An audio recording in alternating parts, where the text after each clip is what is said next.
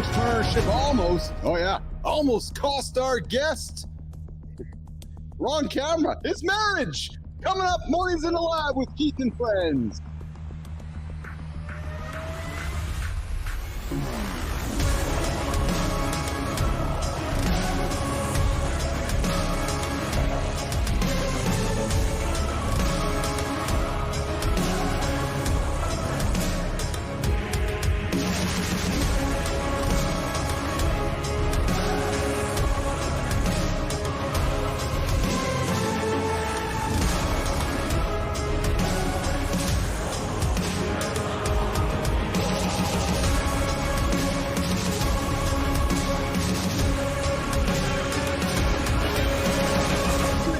Jimmy with the camera. What's up, everybody? Welcome to Mornings in the Lab with Keith and Friends. Remember, big reminder, this is an explicit show. I'm your host.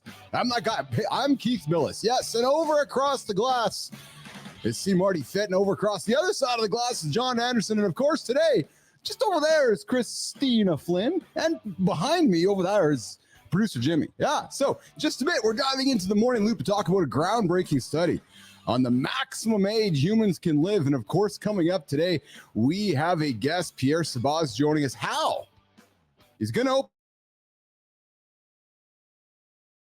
life. Yeah, you heard me. His life, including his marriage. We're going to dig deeper into the deep dive with that conversation, getting real about personal toll of entrepreneurship. And don't miss the tips coming your way. See, Marty's got a fitness segment for you. And John, of course, has got his lifestyle tip coming up every single day around the 45-minute mark. Later in the hour, too, we've got Jory Jansen coming in with us talking about micronutrients and why they are essential to our performance in our protein break. Listen, we talked micronutrients about a week ago. We're bringing her back to talk Jory, John, Marty, myself. We're going to talk the micronutrients on the other side of the macronutrients, and stick around in the gym where John and Marty, listen, Johnny's been picking up weights for a couple of years. I think something around probably 4 decades we learned yesterday. We were reminded of yesterday. So Marty's going to sit down with John today and talk about hacks that John can share with all of you to get you guys through the gym. Listen, if you are struggling to find balance between business and wellness, this show, Mornings in the Lab, is for you. True story. Yeah, we get up live every weekday at 8 a.m. Eastern time on YouTube, LinkedIn, and X. And I'm going to tell you right now, I'm going to remind you to hit that subscribe, share with your friends, comment on the show, just tell somebody about our show. We're growing. We deserve a bigger audience. We're going after it. We're doing it. We're getting after it. Jimmy, let's bring the crew in here. Let's bring in Christina, Johnny, and Marty, and let's get into it here before we get into the big topics here. I see that Christina's all in black on black. Johnny's got his black lit with the cigar, red hat, nice black glasses. Marty, with my glasses on, I'm going to try to judge here. I'm thinking that Marty's got a gray, less brunches, more crunches shirt with a nice blue, baby blue. I'll go with that. I'll go with that. Hey, real quick, we got to make one little change in some of our language here. We don't deserve anything. We earn everything. We don't deserve shit. We earn. Where's the sound for that? Where's the sound? Said we don't deserve. We earn everything we work for. Come on, man. Did I say deserve somewhere in our? Yes, you did. Yes, you did. You said we deserve a bigger audience, and I just about my cutter got real tight. I was like, oh baby, I don't belong to anything where I deserve shit. I earn everything. So I'll stand back and reflect that I was wrong in that statement. No question about it. Yep, you were absolutely right, Johnny. I've earned everything in my life. I've never deserved anything. So I thank you for correcting my language. And that's what good teammates do, man. You hold yourselves accountable, right? And you're like, Billis, no, we don't fucking deserve anything. And you're right, pal, 100%. And I knew 100% it was just a vocabulary blip. That was not actually the way you're internally. We are the same. Oh yeah, yes, this is true. I'm the bodybuilder. You're the little fucking wacky duddy. And on top of that, we only been doing the show for like 6 months. We always talk about the long game and putting the grinder, Keith. Yeah, don't even worry about it. Come on, Keith. Nation, I'm getting shit on by my teammates because I'm like, hey guys, I showed up at the auditorium today and only 1,000 people showed up. But what's the little nutty guy in the fucking circus for? He's to fuck with. He's a hype man. That's exactly. Good morning. This is a white version of Flavor Flav right here. Oh, Jesus, Lord. Murphy. Fucking Flavor Flav. It is actually 1973 right now. I'm Johnny. Marty doesn't even fucking know who Flavor Flav is. He's Man. got to know who Flavor Flav I know who is. Flavor Yes, he Flav is, does. but I Reality didn't listen to his TV. music. Yeah, That's the yeah. only reason I know who he is. I know. I'm going to show up with a big clock on next week's show to put around my chest here. Good morning, Tammy Bell. Good morning, Shinku Gold. Good morning, Shelly Spence. Good morning, Good Time. Good morning, everybody here. Oh, man. I'm, hold on a second here. I got to do some. All right. Okay. Deserve is gone out of my head again, Marty. It's Johnny is gone. It's absolutely left the brain here. So no worries about that coming up here. So listen, before we dive in, guys, I want to remind you guys to subscribe to the channel. Again, if you haven't subscribed to it yet, I invite you to do that. If you're looking for an accountability partner, this is the place for you. Whether you're a business leader trying to unlock that inner athlete, whether you're an athlete, you're waking up going, oh man, Marty woke up one day and he's like, athletic career is gone. You might be an athlete waking up today saying, geez, I got no structure left. I have no place to belong. This is the place you guys can belong to, the Business Athlete Performance Lab here with us. Johnny, I got something to throw at you, brother. You have told me since day one you have an aspiration to live to how long? Oh, man. I want to live to be 120 years old. Okay, so that's good. That's 120 is great. Good aspiration. And I know you're not like the normal dude. So you're like, okay, I'm going to push myself a little further. But here's the thing. Scientists from the Netherlands think that they have discovered the maximum human lifespan. John, Marty, Christina, it might surprise you. What do you guys think it is? Let's break it down. What do you think it is, Christina? Oh, God. Probably like $1.15, I would think. Marty, what are you thinking, brother? 120. So listen, and Johnny, what do you think, brother? I think the number doesn't mean shit unless we talk about the lifestyle of that person they're studying. You know me. I like to simplify. I like to break it down. So there's never. Let's look at the roots of this study. Jesus Christ. If you eat shit your whole life, you sit on your ass, and you're a chubby son of a bitch, you're not going to see 100. Fuck it. You're not going to see 80. Because you're not going to see 52. That's right. Because if you eat the average American diet, you're going to have the average American disease. I knew and that is, if you have that in the study, we ain't getting near 100, baby. I knew that was coming. So listen. Nothing about me is average. Nothing about me is average. I love it. We're coming on. We're bringing it today, baby. Oh, man. Dutch researchers have been studying data from not one, not two, 75,000 people over the last 30 years. And their conclusion, nation, the maximum age a human can live, I'm sorry, Johnny, to disappoint you, is 115.7 years for women and 114 years for men. So even though life expectancy has increased thanks to better healthcare and living conditions, the maximum age still hasn't budged in decades.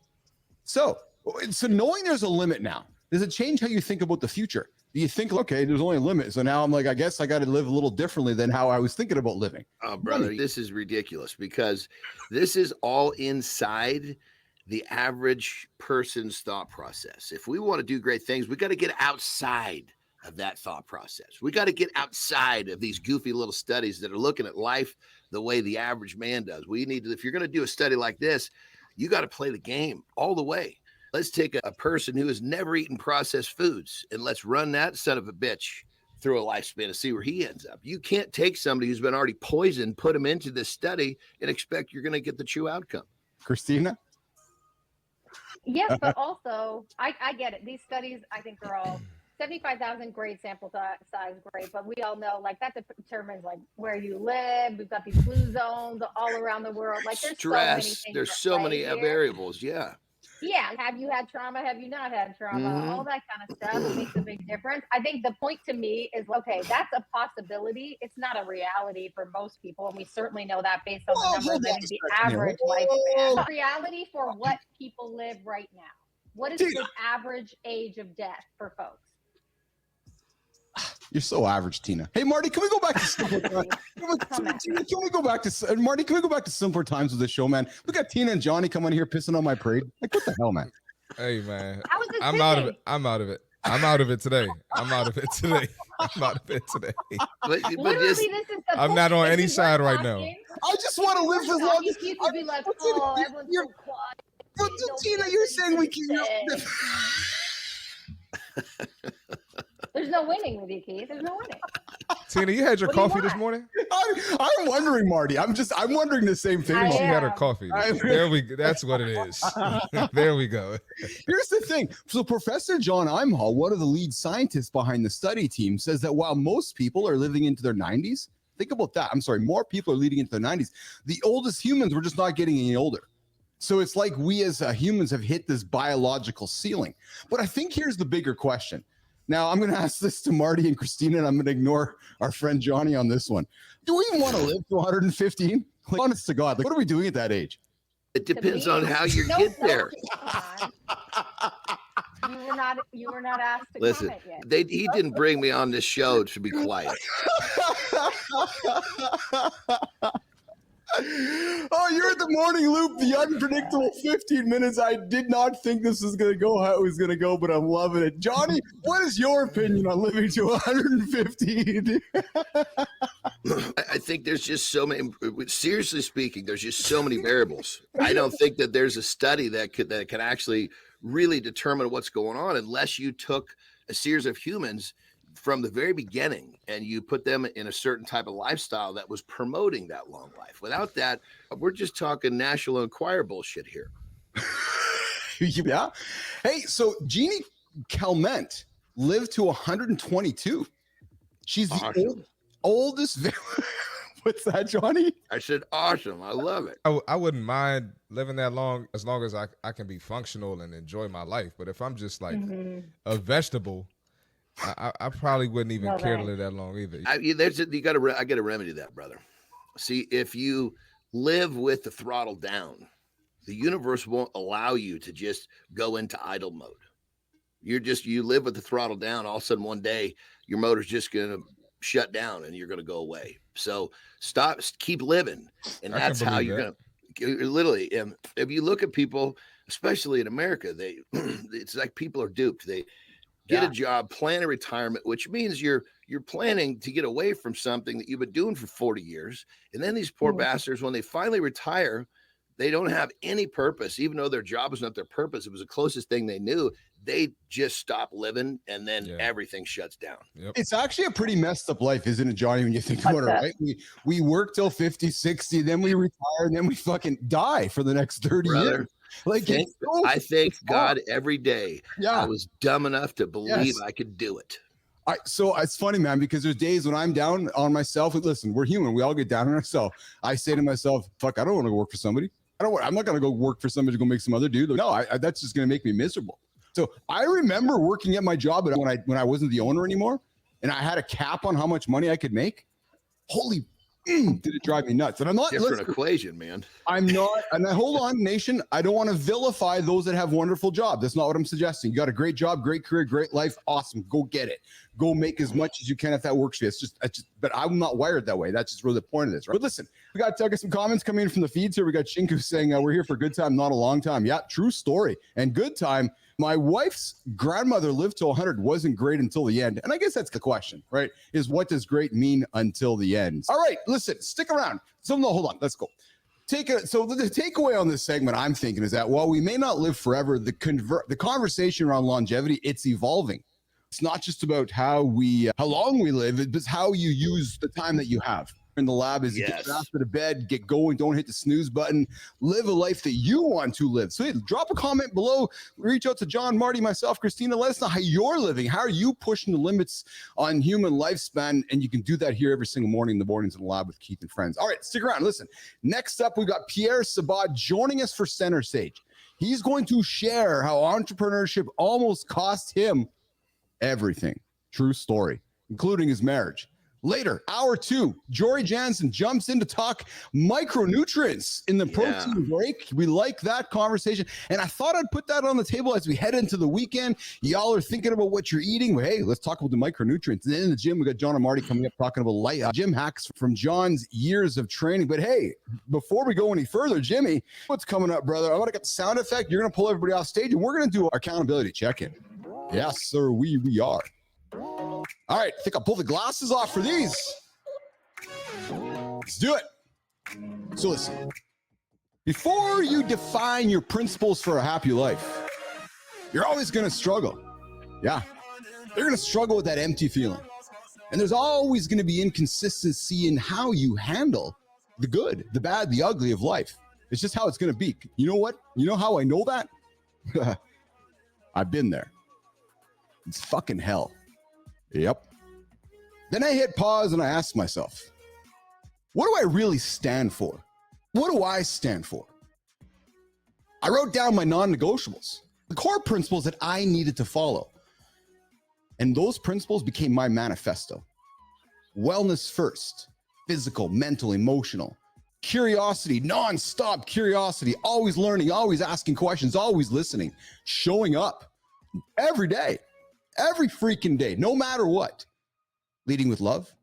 Oh, that's the pillar. Leading with love, leading with kindness.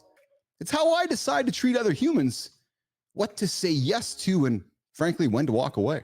So I ask you, nation, I ask you, what's your manifesto? Think about it. It's your accountability check-in as we head into the weekend. And hey, listen, before I forget, if you're liking this show, if you like what we stand for, I invite you to subscribe to it. Hit the like button. Tell your friends you've discovered this morning show that helps you get your ass to bed, 8 a.m. on YouTube, LinkedIn, and X. Our purpose to push you, to keep you accountable, and help you achieve the biggest goals. All right, Jimmy, let's bring the crew up. I want to pivot myself over here. And we got Pierre Sabaz joining us here in the lab this morning. What's up, Pierre? Hey, pleasure being here. Frankly, great to have you here. What's up, Pierre? How you doing, Pierre? I'm doing great. How are you? I'm doing well. Awesome. And we got Marty Johnny here and Pierre Sabaz joining us from Montreal here, tech entrepreneur from Montreal. Here to get real about the personal cost of entrepreneurship.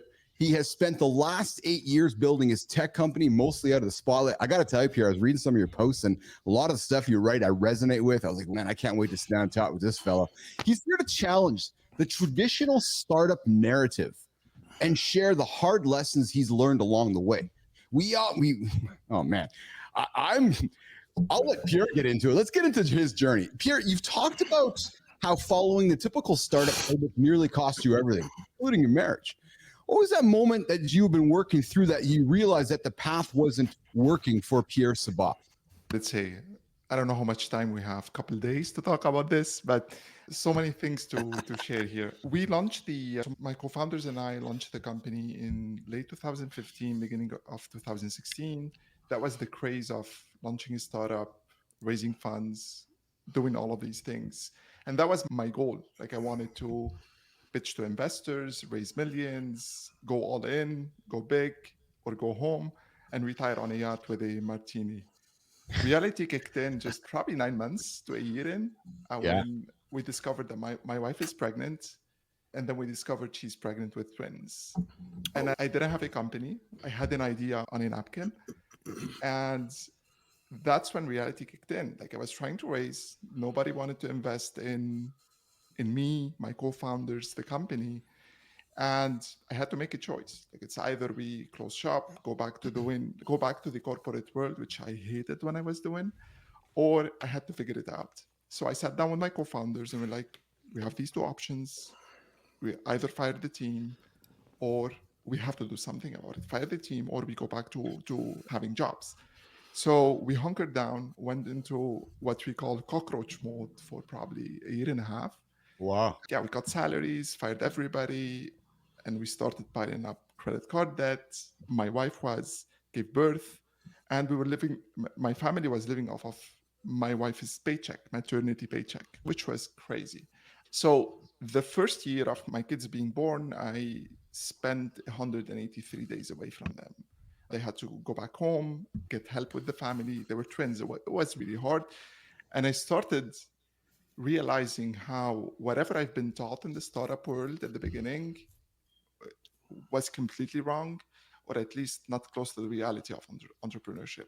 So by hunkering down, we were able to just get to a point where we broke even with the business, like ramen profitability.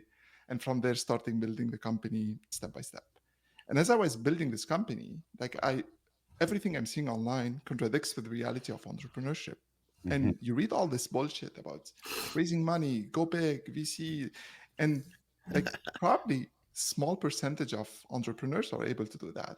What about the 99.9% of entrepreneurs? And that's when I started probably sharing a bit of my journey online and giving probably the unfiltered view of how to build a startup, how to build a tech company from someone who has done it and has done all the mistakes in the book. This, Johnny, I'm going to come to you because you made a comment yesterday, Johnny, about faking it till you're making it. And I'm listening to Pierre talk, and we hear all these stories about celebrating raising, as Pierre said, raise money. You're going to create a hockey stick business and off you go. Pierre, Johnny, it's very much fake it till you make it in that world, isn't it? So, John, I know you had a comment to make, and then Pierre, I want to look back to you, but it very much is it fake it, right? Yeah, we got all this money coming in. Let's pretend we're telling a great story, but behind the scenes, we're crumbling. Johnny. Yeah, I think that the whole idea of fake it till, and that's probably part of what Pierre's referencing in what he sees in terms of today's entrepreneurship being a little misleading, is that the saying fake it till you make it doesn't mean go buy a bunch of shit you can't afford, like cars and boats. It means do the habits, do the hard shit that the entrepreneurs that make it are doing, so that you can then in turn actually have a chance at making it. So it's really backwards. Fake it till you make it. The general public says, oh, I need to go buy a Ferrari so I can start doing videos with this. No, start getting up at 4 o'clock in the morning and work on your self-improvement, because you're only going to be as good as you become. And so it's the idea that fake it till you make it means you're doing all the shit and you're not getting paid yet. That's the fake part. You're doing the habits, you're doing the hard stuff. And that's the part of you're faking it. You're faking the fact that you're making all this money because you're doing all this shit. That's the fake part. Don't fake the fact you're making a lot of money and you're not doing shit to get it. That's the part that fucks people up. Yeah. Pierre, what do you think when you hear that fake and making, because again, the glorifying of entrepreneurship is very much not real. Absolutely. I agree with Johnny. The fact that you go into entrepreneurship, you have this idea, you want to sell it to people, you're basically faking it until you figure out how to make it. And realistically, to be very candid, even 8 years in, we're still faking it until we make it. Every step of the way, you're selling the future and you're faking the future until you get to the future, and then you step it up. This is on one side. The other side, the typical tech startup ecosystem and VC ecosystem is all built around vanity metrics, like metrics where you're chasing the next valuation round of your company, you're chasing the next funding raise that you're going to do, the next thing, the next big audacious goal. But on paper, your company might be worth $0, but the valuation is saying like it's $1 billion. So every single entrepreneur, and mainly VC-backed entrepreneurs, they're really they're faking it. And most of them don't even make it. Jeez. So Pierre, here's the flip side though. So we shine the light on all the glory. Failure is often glorified, it seems like today, in today's hustle culture, right? Now we here in the lab, we talk about embracing failure. We don't glorify, we talk about embracing it. You got to work for it. You got to walk towards it, right? Walk towards the failure to achieve a win. People often say, Pierre, that failure is part of success. I saw a great post from my friend Will Ray yesterday saying I failed. And in reality, yesterday, he had some great success. But Pierre, from your experience, it seems like following bad advice, especially in this path of raising money in entrepreneurship, bad advice can make failure much harder to recover from. Are we glorifying failure too much, Pierre, or is it really a necessary step on the path to ultimate success? I think it is. I really think it is. If I didn't fail at raising money, raising VC, I probably would still be trying to raise VC. If I haven't failed at applying some of the advice that the so-called mentors were given to me that doesn't apply to my business, I probably would have been still listening to people who know nothing about my business, my industry, etc. So I had to go through all of these, painfully so. Even when you don't have money, even sometimes when you don't have hope left in the business. So I think it is glorified on one side, like it's glorified when you have a backup plan. But most entrepreneurs, at least the ones that I'm close to, they don't have backup plans. And failure is a must, and you have to just swallow the frog and keep pushing. So Yeah. it's kind of a I love that. two-edged sword. No plan B, baby. As soon as you got a plan B, plan A is compromised. 100%. Can't agree more. And I wanted to add in too with Pierre going through everything he was going through. You can't show up to work every day, or you can't show up and people can see that you're going through something. You have to, so that's a way of faking it till you make it, like a positive way of faking it till you make it. Like y'all will never know what I'm going through on this show. So prime example there. And then another thing about like the valuation, like say somebody's net worth is 50 million. 50 million was the first number I could think of, Keith. They probably don't have 50 million in their pocket. They got stuff they're paying for. They have stuff going on, but the 50 million sounds great. So that's another way of faking it till you make it. So that type of stuff makes me feel better about whatever I'm going through. Whoever I think is up here, it's not all it's cracked up to be.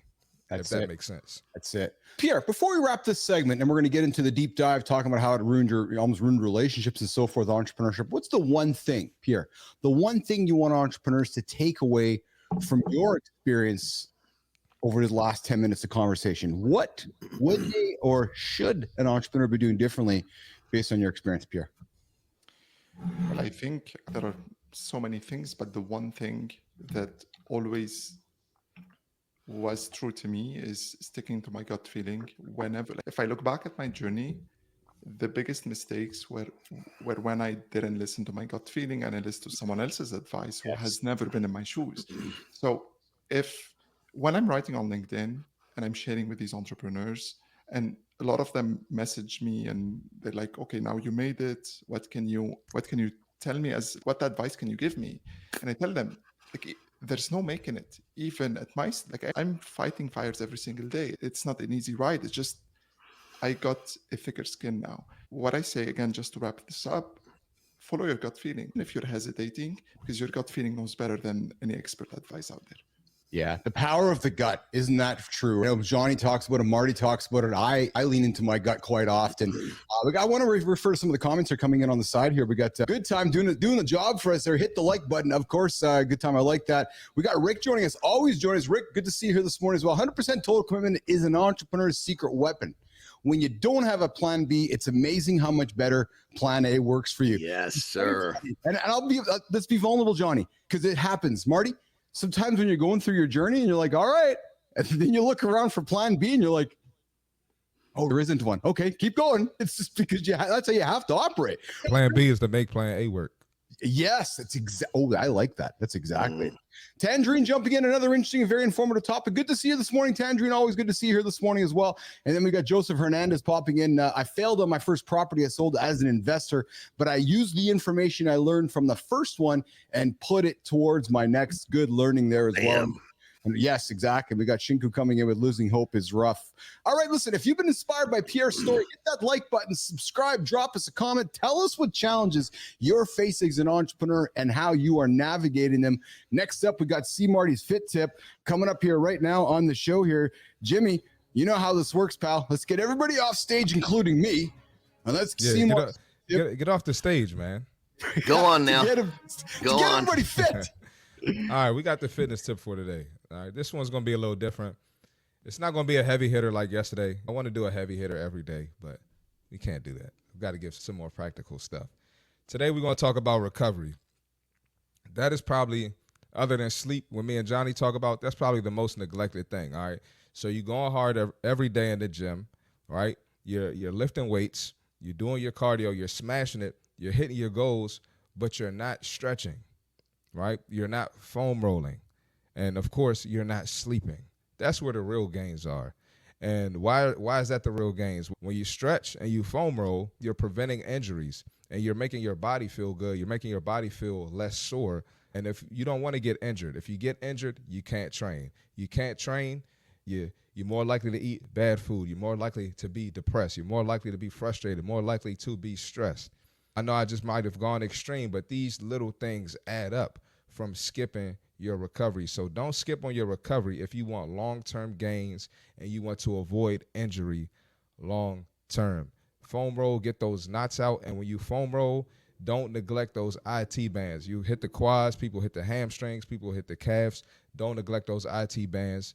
We need those for longevity for sure. Stretch everything, stretch your upper body as well. Don't just stretch your lower body, stretch your upper body. And listen, man, let's keep working. And that's the fitness tip for today. Hey, Shinku Gold's coming. Shinku's coming in saying, Marty, ever since Shinku discovered us stretching more than ever, and hey, that's a good thing here for stretching formally. It's your best friend. I got to post more content about my recovery too, because I do a lot of recovery and I don't talk about it. So I got to do a better job of that. That's awesome. Yeah, it's funny because I talked to my kids about sleep over the last couple of days, Marty, because Carter had a late hockey game, and I'm like, dude, I'm going to leave a little bit earlier because I'm going to go home to sleep. And he looked at me, and I'm like, no. He's like, yeah, I know, I get it. Sleep's important. It's funny because because I'm thinking to myself, okay, Carts, I'm going to leave early so I can go to sleep so I can live longer for you. So it's that sacrifice of instead of staying up late tonight so I can enjoy the moment now, what I'd rather do is go to bed now so I can live longer. It's bizarre, but it's because we don't talk about those things at all. And being live longer, but it's also, hey, Carter, I'm going to be better for you tomorrow. Yes, exactly correct. Exactly correct. All right, now it's time for the deep dive. Pierre is back to get personal and talk about building the business and how it nearly destroyed his life, his marriage. And this is where we're going to get real in this segment here on the deep dive. So, Pierre, in the previous segment, we talked about the chasing of the VC money and the glorification of all of that. You've also shared through your journeys on LinkedIn and so forth, the grind of entrepreneurship, how it almost costs you everything, frankly. Pierre, I've been there as well. I'm an entrepreneur. I've known many entrepreneurs, Johnny, Marty, all have, and we've seen the grind and the toll it takes on relationships, friends, family, marriages, and so forth. How did you manage, Pierre, as you went through your journey to rebuild things? And I'm keeping that granular because I'm talking about relationships generally. What's your advice, Pierre Sabaz, as you're sitting here in front of entrepreneurs tuning in today going, holy fuck, man, I'm losing everything right now. I'm struggling. I'm grinding. I know it's the right thing to do. I'm listening to John. I'm listening to Marty. I'm listening to Keith. I'm going at it, but I feel like I'm losing. Pierre, what would you say to that person right now? I think you should have my wife on the show instead of me, because I got married before I started the venture. And my wife has been my investor, my partner, my mentor, my advisor, everything. Without her, probably I would have been back to the corporate job in this ugly cubicle that I've been sitting in for years. So to me, the advice out there, startup advice for young founders, is avoid being in a relationship until you make it. And when reality and the stats are against you to make it big or succeed, then you're delaying your life plan. To me, without my family, without this backing and support, I probably would have given up way back. So my advice is that you can't really delay your personal plan just because you have a big business plan. Because business plan, the goalpost is going to keep moving. You're going to keep chasing the next milestone. And in reality, your family, your life, your personal life is going to be the backbone for you to be able to push harder. And as much as I hated it back then, when I was in the deepest mud, when my kids were born and I didn't have a company, I had just a crazy idea, they were the motivation for me to keep pushing. And that was back to the plan B. I burned the boats. Like, I didn't have any other plan. My back was to the wall and I had to really figure it out. And every single day waking up and wanting to push for them, and my wife being as supportive as she was, that was the trigger for me to be able to cross to the other side. So to wrap this up, my advice is don't delay your life plans for your business plans, but also make sure you have your partner supporting you in sync with the plan that you put for yourself, because this grind is going to be very tough and it's hard and it's real. So I'm going to play a little game here. I'm going to end the segment with a question, which is saying, can you really have it all? But before we get there, I want to reverse it.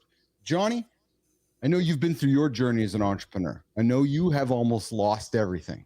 I know you have shared with me, I'm sorry. I know you've shared with me some of the struggles you've gone through with your life and your relationship. Brother, I'm transparent. I know.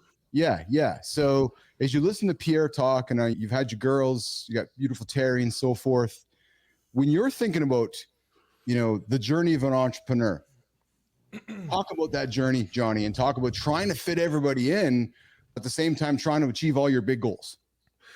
I think that, many people miss in, being an entrepreneur or just picking a more difficult path of life where you're chasing your dreams. That is the biggest gift that you can give your kids, because you are walking the walk. You are showing them that, yes, this is difficult, but yes, you can chase your dreams, because kids, they don't give a shit what you say. They care what you do. And because they watch their parents do XYZ, they're 75% more likely to do XYZ. So my kids, I mean, of course, when we were going through struggles financially, I kept that hidden from them as best I could. But the bottom line is, what they remember is daddy chasing dreams and getting, of course, then when things started to really unfold, they got to do a whole lot of really cool shit because daddy chased his dreams. They were in multiple movies. They got to walk the red carpet to watch themselves as extras twice. And it wasn't because daddy was going to work at a 9 to 5, and they understood that. So I think that the element of this that I think that people tend to miss is that you're doing your kids a huge service by letting them watch you chase your dreams, letting them watch you work for something bigger and better. Marty, somebody who's starting their entrepreneurial journey, like you're in the middle of yours right now, right? And you're also in the dating world and so forth. When you listen to Pierre talking, he's like, dude, not you, but just rhetorically, dude, you got to go get your business sorted out before you get your relationship sorted out. What do you hear when you hear that, Marty? Is it like, oh, can I have both, or do I have to choose one or the other? Listening to Johnny and Pierre, I hear you can do both. That's my perspective from listening to them, and that's positive. So that's good to hear, because I have my struggles as well. I go hard, man. I go hard with the business. I go hard with everything. So I've had my struggles as well. I've had my issues, and it obviously hasn't worked out for me. I'm not married yet, or even in a committed relationship, but I'm still learning. And I got to be able to find the right person who understands, and I got to be able to take what John and what Pierre are saying and apply that to her. Yeah, you just said it. You got to find the right person. Is that not correct, Pierre? Is not correct, Johnny? It's because that's the, and Pierre, I'm coming to you, because that's the point of this. When you're an entrepreneur, you really need a teammate, don't you? That's going to buy into the journey with you and buy into the ups and downs and buy into the moving goalposts and buy into every failure, every success. I wanted to add, Marty. I wanted to add too, that's big, because where did I ever hear that growing up? My parents weren't entrepreneurs, so I never heard that, hey, if you want to be an entrepreneur, whoever you pick has to be aligned with your goals, with your vision. I never learned that, so I had to learn the hard way and pick somebody who wasn't aligned with it, and it was a disaster. On that level, I'm sorry. You want me to go? Perfect. Check this out. So in my company, there's one dude I'm thinking of right out of the gate, and he's just like me. It's unbelievable. He's just 25 years younger, and he's just got that same go mentality, and he just loves changing lives. So he's fitting perfectly in the company. And one of the challenges he's having is finding a female that will support what he's doing, because he's that guy that I've made him a part of my company because he's been so valuable. He gets a piece of the action now. So his big challenge is finding someone that actually will support his lifestyle. And that's not an easy job. There are plenty of chicks that come running and they see the cars he's got and where he lives and all this kind of stuff. And they're loving the fact that he travels a lot, because he comes with me where I go, and they love that part. But when it comes to the other part, they're like, what the hell is this? They've never seen that before. So you got to find that supportive female. If you have that, Terry's that one for me. Without her, I wouldn't have been able to do what I did. Period. End of story. I think it's very similar I think it's very similar if you were looking to take care of yourself from a food perspective, from a lifestyle perspective. If you as a man are trying to live and eat a certain way and your wife or partner isn't, you're probably not going to have much success. And it's very difficult. So if you're like, okay, I want to have a healthy lifestyle, I want to eat clean, I want to hit my longevity goals, but your partner's not there, you're going to struggle. I think it's the exact same thing in entrepreneurship. So Pierre, as we work towards wrapping this up, and maybe we do a show with wives, Pierre, if your wife would be, keen to have you coming on the show, and maybe Terry would get her to bed for that conversation as well, Johnny. But she might. Here's the big question. Can you have it all, or is it a myth? Pierre Sabaz. Oh man, I think you can, but not in parallel. You have to just align them a bit one before or after the other, but you just have to be patient and keep pushing on all fronts. You have to keep pushing at home. You have to keep pushing in the business. You have to do that. And once you align these dots, like the stars are going to align, and you're going to have whatever you dream of. I got to jump. I so agree with that, brother. And it's a seesaw, because you're pushing everywhere, but no matter what, it's never going to be perfect. So you got to catch when the family life starts to sag a little bit, and you got to bring it back up, and then you'll bring it back up. And then also, oh shit, it went a little too high. So you just have to manage this, but yes, you can have it all. The key is to keep it here, not here. This doesn't work. Something's going to break here. There's strain, but you're going to make it. Yes. I love this energy. Yeah. So Pierre, final word to you, brother. I asked you in the last segment, what's the bit of advice you'd offer to an entrepreneur about raising money and raising capital and not following the bullshit of all of that? What are you saying to the entrepreneur right now tuning in going, okay, I got a girlfriend, I got a wife, I'm struggling. I want to have it all, but I don't know how to have it all. But I heard something Pierre said, which gives me hope. Pierre Sabaz. Keep pushing. Whenever you think you're at your lowest, just keep pushing. And the only way is up. Yes. I was at my lowest, and I kept pushing, kept believing. And maybe you should probably burn the boats. No plan B, burn the boats. Focus on, you only have plan A. That's awesome. How I think there's a lot of people that don't know that analogy of burn the boats. It's pretty crazy. When you say that to the average person, they didn't study history or whatever it is, they just don't understand the analogy. So for those that don't understand, it's basically a story of a general brought his whole army to another land, and he told his army, burn the boats. And they were like, what? Burn the boats so we can't get home. You have only one choice, and that's to win this war, win this battle. And when you commit to anything that way, you're going to get a different outcome. That's what burn the boats means. Awesome. Pierre Sabaz, thanks for joining us today here, Mornings in the Lab with Keith and Friends. I hope you enjoyed your time with us as much as we enjoyed having you. Dude, you dropped some gems here, man. I know you gave me, Johnny, Marty, and all of Business Athlete Nation some things to think about. I'd love to have you back and further this conversation. Would you be open to that? Absolutely. Thank you for having me today. Thank you, brother. I love hearing you talk. Yeah. So Pierre's going to head out here. And before we get to the next segment, I got some comments here on the screen here. Joseph Hernandez. Marty, I'm glad you replied, brother. I'm really glad. But Joseph, look at this, Johnny. Joseph, I'm sitting in front of the gym right now. I watch before I get the day going. I appreciate the screen. Thank you guys for the information, motivation, and tips. I saw that comment, Marty, and I just got goosebumps. There's a dude in his truck going, I need to get myself going, and he's using Mornings in the Lab to get himself going. And Marty, thanks for responding to that. It's awesome. And Shinku's like, hey, procrastination is like masturbation. You're only fugging yourself. John Anderson's comment. And Shinku's right, man. Struggles are the best goals. But listen, if today's deep dive hit home for you guys, truly. Pierre dropped us some great stuff, both in Center Stage and in Deep Dive. Drop us a comment. Let us know how you're balancing work and personal life. And if you're getting value from the show, hey, you know what to do. Make sure to hit that like button, subscribe, share the episode.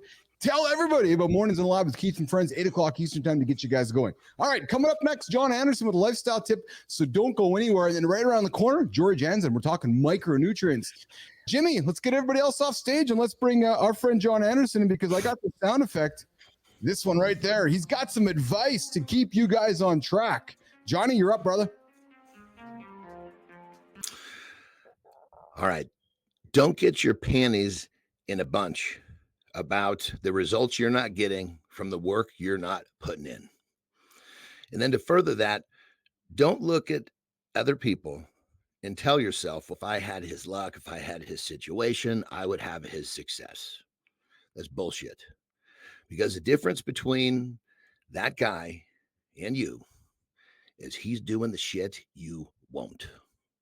So again, don't get your panties all in a bunch about the results you're not getting from the work you're not putting in. It's that goddamn simple. Rock and roll.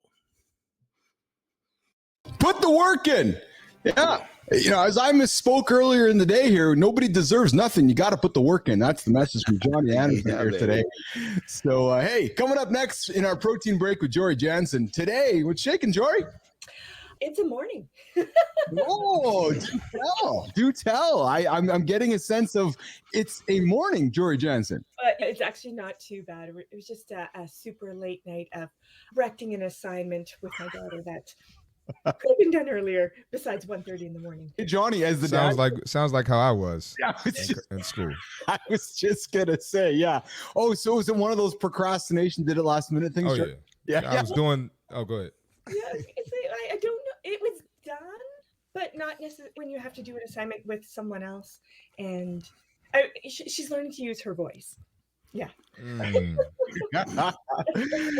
As you all know, Business Athlete Nation, Jory Jansen, our resident house nutritionist, food expert. She hangs out with us here Monday, Wednesdays, Fridays on the protein break. A little play on the terms of coffee and break. And today we want to talk about micronutrients. I know we put it on the table a couple weeks back before Jory joined the show with Johnny and myself. I know John's a big fan of micronutrients. But before we go there, I wanted to just do a little rewind. A couple of days ago, we were talking carbohydrates. And I think we might have misspoke. We collectively might have misspoke about categorizing carbohydrates. Complex carbs and simple carbs, and what we might want to be fueling ourselves with post workouts and so forth. Jory and I were just shooting the shit over the last couple of days. I was doing some post production, and I'm like, I think we might have misspoke a little bit about classifying carbohydrates. So let's just rewind here. Jory, simple carbohydrate versus complex carbohydrates. Jory Jansen, complex carbs. All right. So simple carbs are, everyone has that friend who you love. You need them in your life. But they're not the sharpest tool in the shed, but they add lots to your world. And then you have those people in your life that just are deep, and you've got a lot happening, a lot of richness. They add to your world and really cause you to grow. That's the difference between a simple carbohydrate and a complex carb. So complex carbohydrates are going to have high fiber, high nutrients. You don't want them right in exercise. They take longer to break down. So like your whole grains, for example, complex carbohydrate. Something that in exercise, or if you have an hour or less before you go exercise, a simple carb. So that could be a sport drink, for example. So there is a difference between the two. And outside of close to or inside exercise performance, you want to go complex. Awesome. Thank you, Jory, for that clarification. As I said, we were just going through some of the content here. I was like, I think we might have just misrepresented how it was. So I wanted to put that on the table to go back and re-speak on that. So and that was a great analogy. That was really that. For anybody that listened to that doesn't understand, you got to listen again because you weren't paying attention. So let's pivot to micronutrients. The world's always talking about macronutrients, fats, carbs, protein, but yet more and more, we're talking about magnesium, zincs, and vitamin Ds and so forth. But let's help Business Athlete Nation, Jory, John, Marty.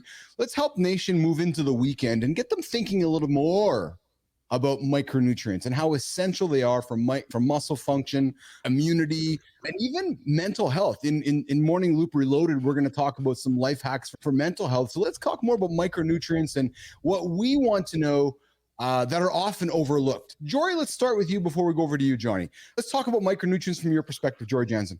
So first of all, just a big difference, the macronutrients and micro. So macro are those big macro, right? So the macros are your carbs, protein, fat. Fantastic. Everyone wants to know those. Give me my macro profile. Great. Micronutrients found in the macronutrients are the little things that add up for big results.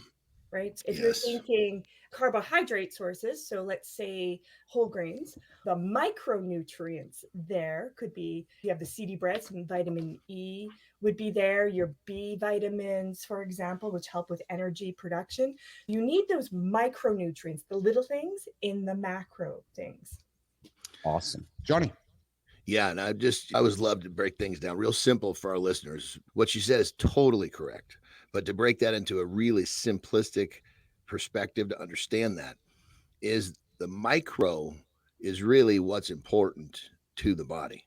Because you can have a macro that doesn't really represent many micros. And the micros is the currency. The micro is what's important. So you got to keep that in mind. If you're just constantly counting the numbers of the macro, you could be missing the micros that the body needs to get what you want. So think the micro, that's the body's currency. I want to come back to that in a second because that's an important point that many don't talk about because, and I'm going to hold this up as our prop and I'm going to get here in a second, but before not many micros in that, brother. Exactly. But I want to get to that. No, because that's exactly what I want to get to in a second here. But before we do that, I got a great comment coming up here. We have in the horizontal stream, and Nation, I'm sorry that I'm crappy on the horizontal comments here. We got Kiki Mentora, Kiki, whatever. Good morning, guys. I'm new to the show. It's pretty energetic. Yes, mornings and live with Keith and friends, 8 o'clock Eastern time. I invite you to subscribe to the channel. Hit the old morning mornings in the lab. You're going to get us on the vertical channel here. It's the only mobile morning show. We broadcast 2 streams. We have a vertical stream and a horizontal stream, a lean back and watch it on TV experience, and a mobile get up and have it on your phone experience. So Kiki, I'm happy to have you here as well. And what else we got here? We got a bunch of other people here in the comments. I enjoy having you guys here as well. Thank you so much. All right, micronutrients and macronutrients. So many can say that, okay, I'm just going to get my macros in and I can achieve my goals. So there is some truth to that. But the lack of truth is what John just said, because, and I'm going to purposely explain this and not have the nutritionist do it and not have John Anderson do it, because I'm just like the regular dude who's listening right now. So yes, you can hit your macros with this. You can get your protein, carbs, and fats. However, you're not getting any vitamin D. You're not getting any magnesium. You're not getting any zinc. You're not getting any nutrients to help your body function. So if you're all about the macros in your life, great, good for you. But if you're not getting the micros, you're failing. John, Jory? It's the same as calories, right? Everyone says, what's my target? It's the same thing. And what you want to look at is the more variety that you allow into, you can call it a diet if you want. I usually call them in the nutrition plan that you've set up. Yes. The more variety you allow, the more flexibility you allow in your nutrition guide, then the more likely you're going to hit those targets. And there are going to be times when not. And so that's where supplementation may come in and be beneficial. But overall, if you have a hearty appetite, you eat a variety of foods, you can generally hit most micronutrients. Everyone is a little bit different, and some supplementation may be helpful, but overall. There's like levels of understanding to this. So the guy that doesn't understand shit, he talks calories. And then the guy that learns a little more, I need to learn, I need to hit my macros. Oh, wow. Then the guy that goes all the way, he understands the micros in the macros is what matters. So it's almost like a level of education. And the synergies between them, right? Yes. Yeah. And I wanted to add too. Yeah. The calories in, the calories out thing. Yes, it is true. You need to be in a deficit. But that deficit, what good is the deficit if you're not getting in the macros and the micros, right? What kind of quality of food are you getting in the deficit? So you're not eating fruits, you're not eating vegetables, but you're in a deficit because you ate the low-calorie cupcake. That's not necessarily what our bodies need. So I just wanted to add that in too.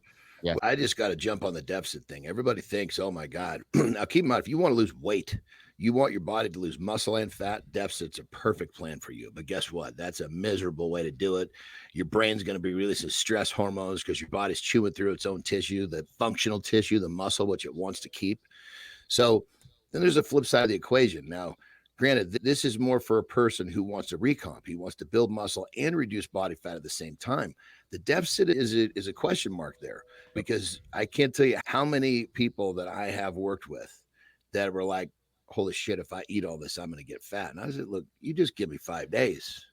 And as soon as that energy starts cracking, it's a symbol of their metabolism speeding up.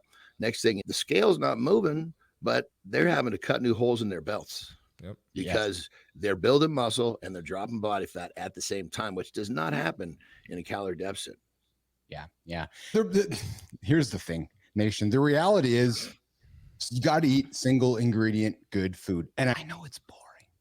I know you don't want to. I know you want the Five Guys and the Reese's peanut butter cup. It's only boring if you allow it to be boring. I know, but Johnny, they want all the fucking crazy, shitty food. So that's why I'm whispering.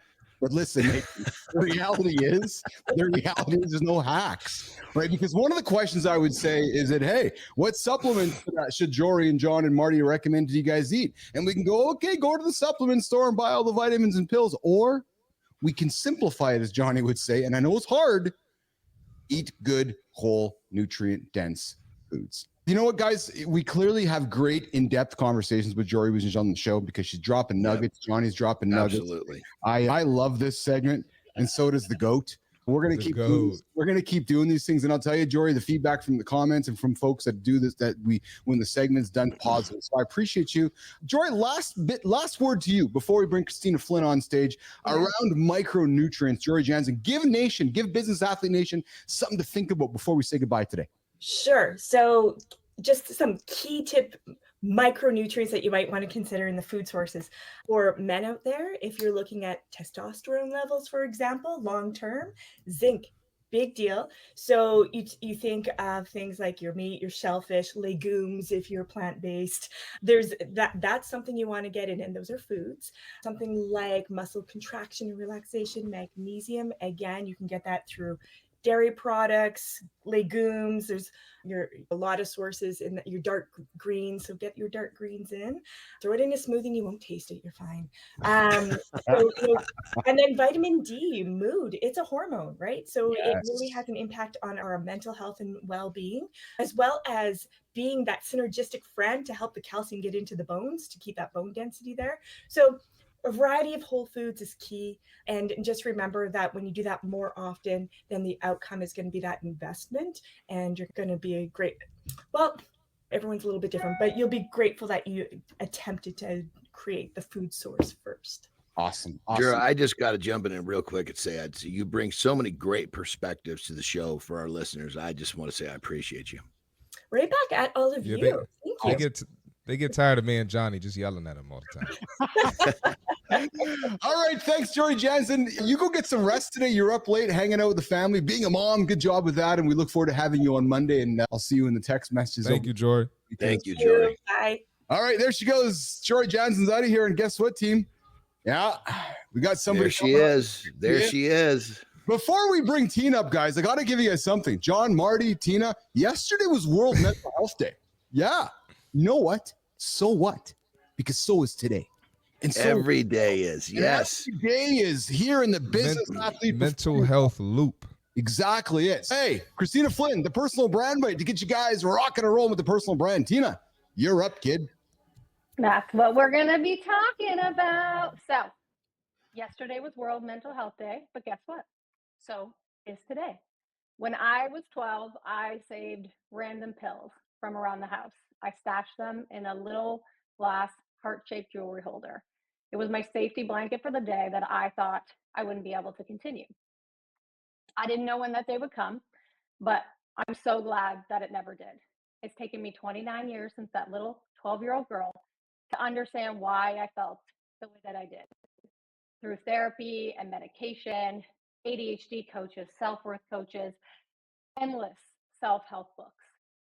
And though that sad, often angry, quite frankly, voice still lingers sometimes, there's now a louder, stronger voice that tells it. I call the shitty voice Regina George. Thank you, but you're not needed here anymore. And that's why I get up and I do what I do every day, because building a personal brand isn't just about the work. It's about creating a platform to share whatever the fuck matters to you. It's about being real. It's about showing up as your whole self and having a voice that inspires others through your story and helps others hopefully feel less lonely. Yes, it really is that simple. I have entered my no fucks era, and I promise you, if you explore building your personal brand, you'll be one step closer to building yours. You got this. Smoke-a-ronies. Christina Flynn dropping the vulnerability here. Woo, baby, dropping the vulnerabilities here on the show. Man, between Seth Kuhn's comments yesterday, between the vulnerability coming out of Marty and Johnny and myself and Tina, Nation, there's no reason for you to be vulnerable. There's no reason for you to get out of bed this morning. There's no reason for you to hit that snooze button. Be yourself. So much power in being yourself. That's how you move things forward. Hey, Johnny. I just got my ears in, and all I could hear was there's so much power in being yourself. And my God, you're talking my language, babe. Yeah. And I'll tell you, there's power in this. Boom. Yep, you know it. Welcome back. Hour 2, Mornings in Alive with Keith and friends. We got the Highline Pipes bringing us in here, and I'm going to twitch myself through this. We're breaking down mental health exercises up next on Reloaded. Yeah, we had a great chat with AJ Zegler yesterday on Mindfuel. Yesterday was Mental Health Day. Today is Mental Health Day on the loop forever. But we got some hacks. Yeah, we got some mental health exercises I'm going to put on the table here in Reloaded to help you guys maybe think about some things over the weekend. John's got some gym hacks with Marty here on the In the Gym segment. We got the Creative Spotlight coming up at the bottom of the hour. And hey, business and branding. Me, this guy right here. I'm going to reveal the Business Athlete Manifesto, the leadership principles I've put in place to make myself a better leader, hold myself more accountable, and more importantly, to show everybody around me, here's what I stand for. So stick with us. The hour is packed with value. Yeah, true story. All right, so what do you guys think of that last hour? Some good stuff with Pierre Sabaz, man. Good stuff with Jory Jansen, John, Marty, Christina. What a great hour we just wrapped up over there. Fire. All right, so listen, as I said, let's keep the momentum going, and let's dive into mental health, because yesterday was World Mental Health Day. AJ dropped some great nuggets in Mind Fuel, and I thought we could sit back with ourselves right now and sit back with Business Athlete Nation and talk about 6 mental exercises to protect your mind. Johnny, you're going to let us, brother, and help you think clear even when life gets tough. All right. So first of all, Anderson, I'm looking at you and I'm waiting for a nugget. First up, the power of perspective.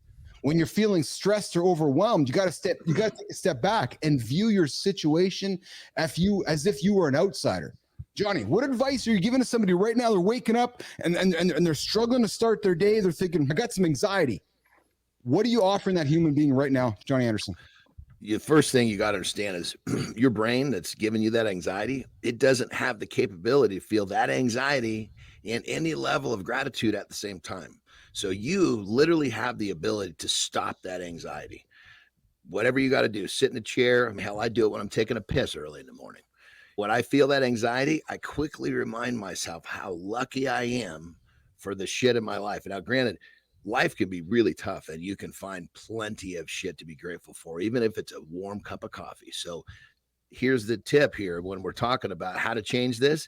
If you feel the anxiety, you are in control. You just have to be self-aware enough to recognize that anxiety is there and you have the power to stop it. Think of something positive, think of something you're grateful for, and bam, just like a fart in the wind, that anxiety will disappear. Oh, I like that.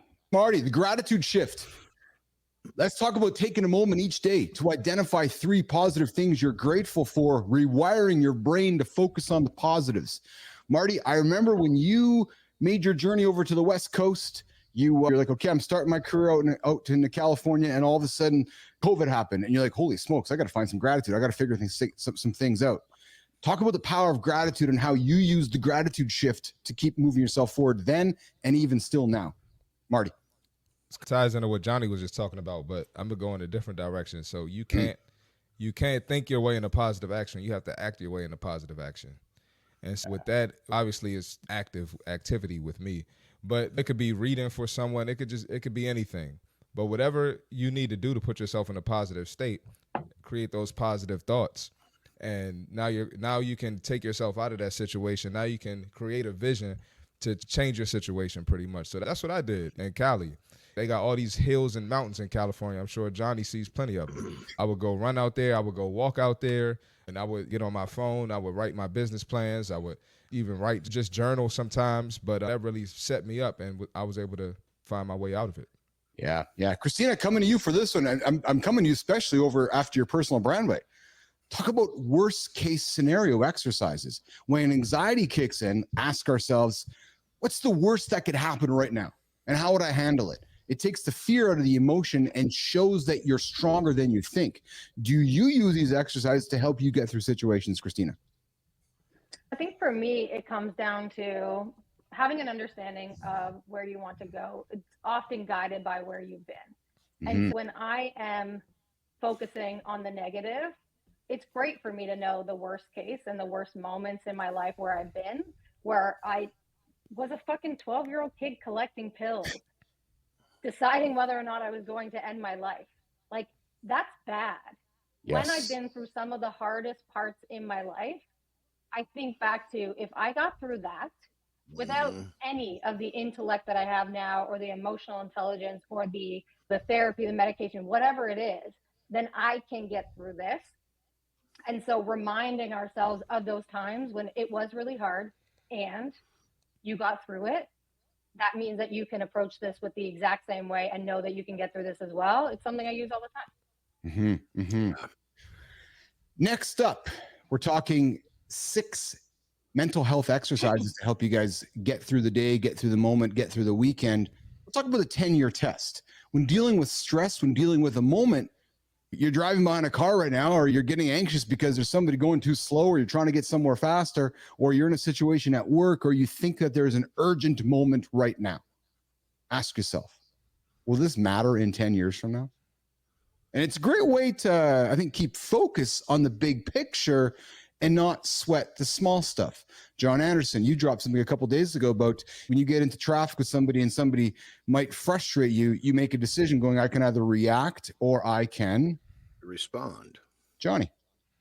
Yeah, you can react or you can respond when it comes down. And I love the whole 10-year thing. Mm-hmm. I've actually taken that and I've shaved that down because 10 years to me seemed like, God, that's an awful long. It's hard for me to really get in that space. But 5 years, I can find myself there a little easier. And just about everything that's got you all bent out of shape is not going to matter in 5 years. And the craziest part is most of the shit that's got you bent out of shape is never even going to come to reality. It's only living in your mind. Yes. When in going to what you're saying, Keith, about respond or react, we have a massive ability to keep ourselves in a good frame of mind, a positive frame of mind, if we don't react to the dumb shit that happens around us. Yes. You can take a deep breath and respond. You can keep yourself where you want to be mentally. What I remind myself is, I'm not going to let that person have control over my day. Yes. Yeah. Yeah. Isn't that true? That's exactly it. All right. The fifth exercise in this whole thing, and this, Marty, looking at you, brother, this is almost like Joseph Hernandez's comment here in the last hour. And I think we all know people that deal with this all the time. And this very much equates with the business athlete mindset or the lifestyle that we like to live, Marty, but it's this idea of cognitive reframing. I get to do this instead of, oh man, I fucking gotta go for a run right now. Oh man, I gotta go do international bench press day today. Oh man, I gotta go to the gym for an hour.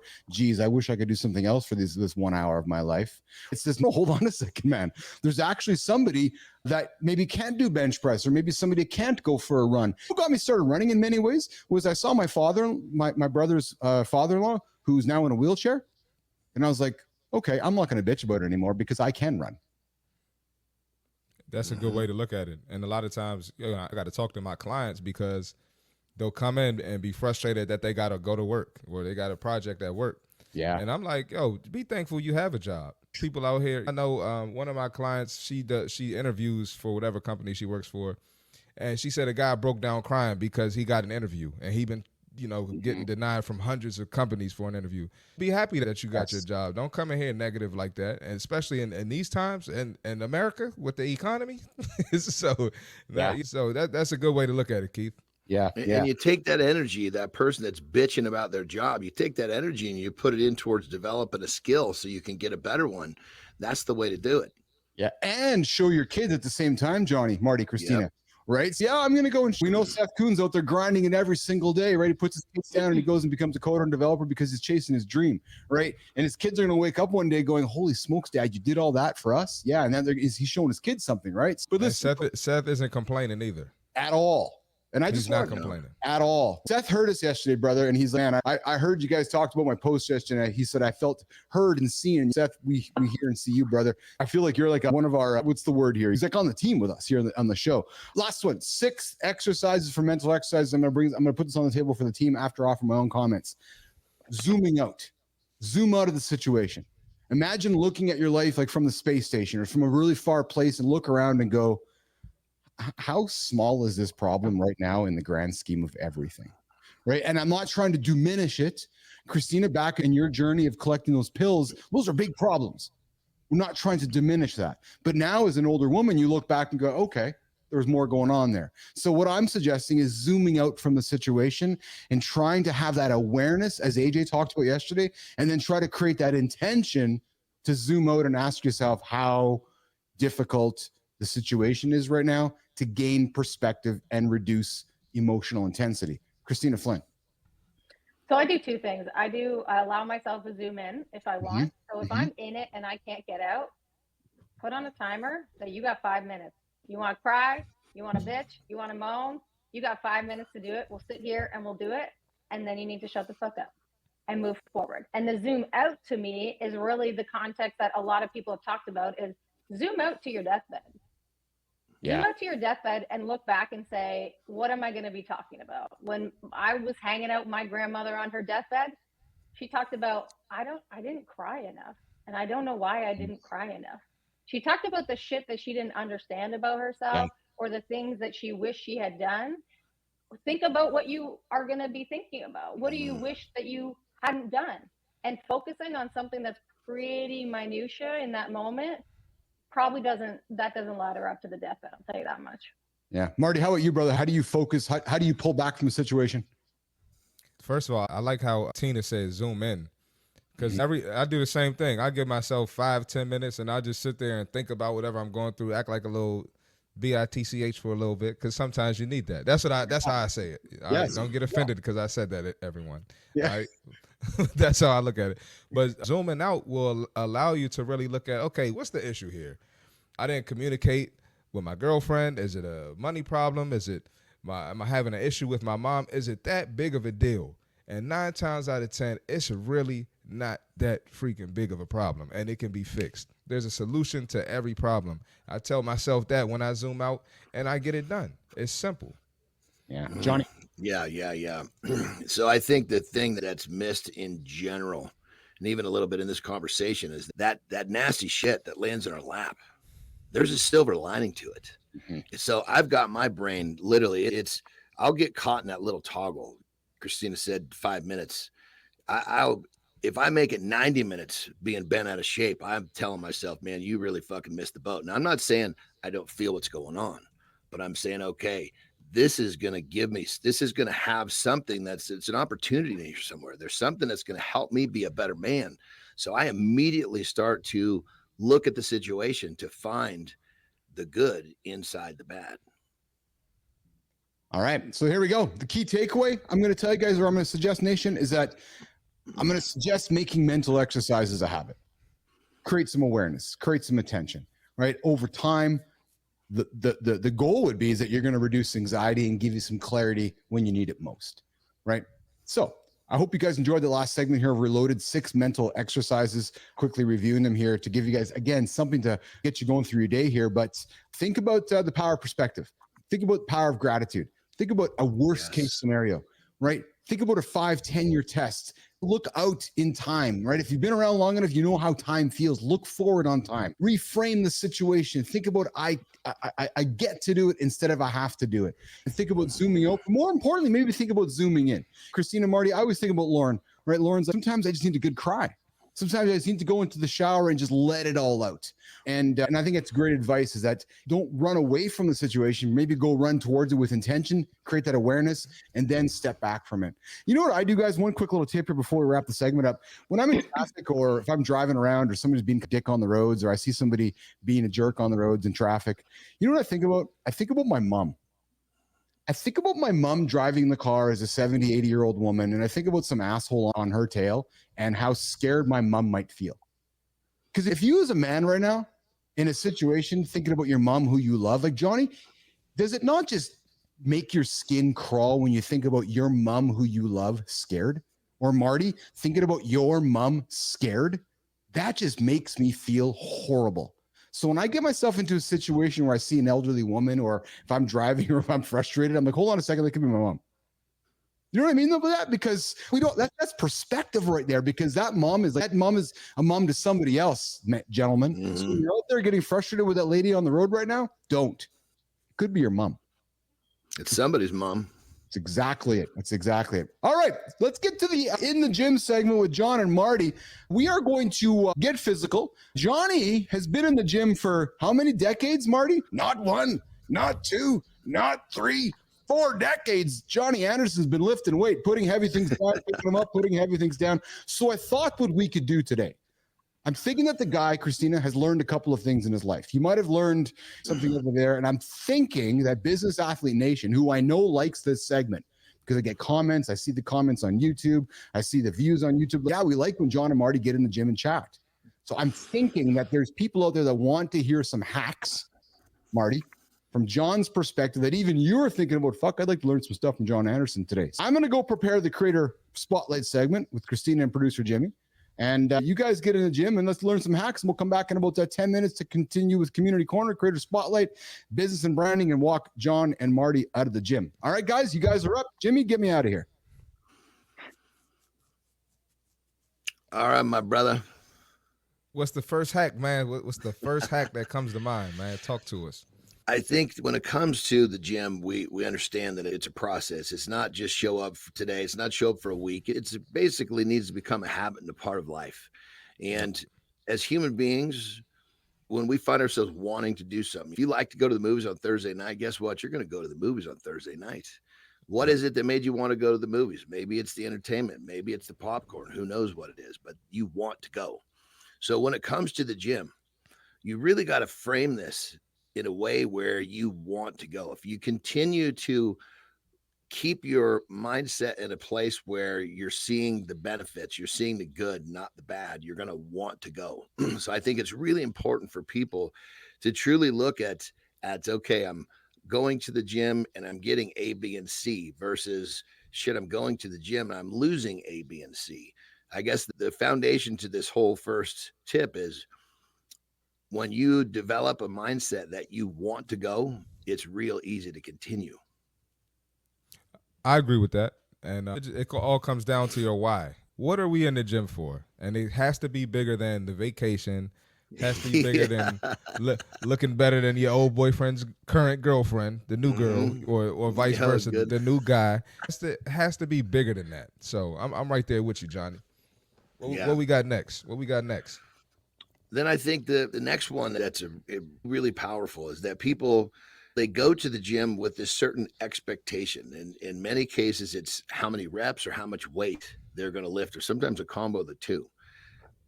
And when you go to the gym, in many cases, there's stuff that happened that day that's going to alter your ability to perform at that level. Yep. And a lot of times that stuff's out of your control. But what you don't want to do is go to the gym and get yourself all twisted up and butthurt because you couldn't bench a certain amount on a certain amount of reps. The next hack is this: go to the gym with the expectation of busting your ass, because you bust your ass, you feel good about what you did, and you leave with the idea that, man, that was good. I want to do it tomorrow. So this one feeds in directly into the first tip, which was promote a mindset that makes you want to do it. If you follow this tip, it feeds right into that. I can't tell you how many times I have gone to the gym and I can tell right out of the gate, man, today's probably not going to be one of my best days of performance. So what I don't do is get all twisted up about that. I like, okay, I'm going to just bust my ass. And the funny part is sometimes when you have that perspective, you actually end up performing really well. But when you got a bunch of anxiety, oh my God, I'm not going to bench what I want to. Guess what? It ain't going to happen. So go to the gym with the expectation of busting your ass rather than the expectation of lifting a certain amount. And that's actually a great point, because this morning I was listening to Tom Brady. When I was awake, you were still asleep, John, because I get up before you. I need y'all to know that. I need y'all to know that, everybody. Yes, you do. We actually get up at the same time in the number, but you're just a zone ahead of me, brother. 2 zones, actually. Exactly. But I was listening to Tom Brady, and he basically said that he had bad games. Believe it or not, the Tom Brady had bad games. And he said the way he would manage bad games was he would be super positive about it. Did I bust my ass before this game? Did I check the scout? Did I do everything I was supposed to do? And that will help him manage having a bad game. So the same applies to your lift or whatever your gym session is. You're going to have some bad days. Michael Jordan had bad days. And 100% on that level, this concept, a little bit of a side note, but it's really powerful. When you do what you're supposed to do, like you're talking about Tom Brady doing what he needed to do to perform his best. And if you end up failing because you didn't perform the way you wanted to, you go to bed at night knowing you did everything you could, because in your heart, in your chest. But now keep in mind, don't bullshit yourself. You're like, oh man, you're supposed to watch like in Brady's case, maybe he was supposed to watch game film till 10 p.m. and he went to bed or stopped at 9:30. He knows he didn't do what he was supposed to do. So do what you're supposed to do, and it's going to give you a whole different level of satisfaction, success or not. That's a good one. I needed to hear that. What we got next, Johnny? All right. For those of you that are getting bored, it's easy to get in there and get bored. We all have our pet lifts, if you will. Like it says, I have them. We all have them. Like certain exercises just feel good and you want to do it. So do it. I totally get it. But if you repeat the same shit too much over and over in the gym, that all of a sudden that exercise you like, it's not so fun anymore. And now you're in deep trouble. So here's the deal. Take your routine and do it backwards. Because when I did that the other day too. Yeah, how did that go, brother? Did it blow you up? Oh my God, yo, I'm still sore. So I like that. But go ahead. I didn't mean to cut you off. No, it's perfect, because anybody who's done this is son of a bitch. What just happened? And that's how powerful it is. A lot of times people think, oh, do it backwards. What's going to happen? Well, give it a shot and see what. Our man Marty is testifying right now. No, I'm doing that every week now on my chest day. Every week. Yeah. And here's the crazy thing, brother. What I do with something like that is I just keep it tucked in my hip pocket when I need it. It's like an ace in the hole. When I need to pull it out, when I need to pull it out and win, it's there. Because if I exercise it too much, now it doesn't have that same punching power. Okay. So I won't do it every week. But check it out. Here's an extension of that. And we'll call this the next hack, is that much like doing your routine backwards, you can also, whether you do it backwards or forwards, doesn't matter with this tip. So I guess if you want to do it backwards again, Marty, not a problem, but you got to put this on top of it. It's another layer. You need to drastically, and I'll give you numbers here in a second, drastically change your rep range. And just to give you a little spectrum on that, it's like, for me, I'll use reps as low as 5. I don't go lower than 5 reps anymore, because I'm training to be the best me, but also to be safe. Back when I was a competitive strength athlete, I was doing heavier weights for less reps, but that's not what we're talking about here. So ultimately, your rep range should be somewhere like 5 to 20. Then 20 is a fairly big range. But now for me, I'll take that thing up to 30, sometimes even 50. And you can literally, if you change your rep range with that multiplier of potentially 10, it's going to, it's a whole, 100%. In many cases, you won't even get through. One of the things I do with my clients, if they bang themselves up, I say, okay, multiplier of 3. And what they know what that means. What that means is, okay, for the rest of this week or until this gets better, whatever reps I prescribe to you, you're going to multiply it by 3. So if I gave you reps of 7, now you're doing reps of 21. And that multiplier of 3 will lower the weight so much that it won't aggravate the injury. They'll be able to train through it. But it's that massive change of rep range is going to pay huge dividends. And it's real easy to do it. And be bold. Don't say, okay, I was doing 5 last week, I'm going to do 10. No. Say I was doing 5 legs, I'm going to do 30s. And it doesn't have to be that for the whole workout. It could even just be for the first few exercises. Those muscles are going to be so blown up with blood. When you bring your reps back down, it's going to feel very different. And that's what we're looking for, is to constantly be throwing different shit at the body. Yep. And then to go along with the rep range, we can talk about the weights too. A lot of people, they go in, not only do they do the same reps, they're doing the same weight every time. And so I had a client call yesterday. I'm like, you got to go heavier than that. That's a really good point, brother. Wonder you hit a plateau. Yeah. And on that level, so what you got to think about is this. You want every set to be a challenge, right? Whether it's 5 reps or it's 50 reps. The difference is the weight is going to drastically change between those, because if you're doing 50 reps with something and you do 5, that's not even a down payment on the set. You're not going to get anything out of that. So what you always adjust the weight so it's challenging based upon the rep range you're working. Great stuff, John, Marty. I love this segment, man. I took some stuff. I never thought about the reverse workout thing. I was tuning in there, listening to what you guys were talking about, and that's a great hack there. Marty, what was the one thing you took out of that conversation with John? Like the one you took something out of his conversation earlier this week, but was there one thing that he dropped today that you're like, I'm going to try that out as well? I think the mindset thing is probably the biggest. The first one. Yeah. That's the biggest it's the toughest, one, man. But it's the biggest for sure. That's the biggest one. A lot of people are working out for the wrong reasons. And I use this stuff with my clients. So this is great for me. Really tapping into the mindset, because the ones who change the mindset, those are the ones who get the results. So nobody gets the results without changing that mindset first. Go ahead, Keith. It's like Hernandez was in the truck there, Marty, sitting back looking for motivation, right? That's what you're talking about, right? You can just tell Hernandez is working on the mindset. Is that what you're referring to, Marty?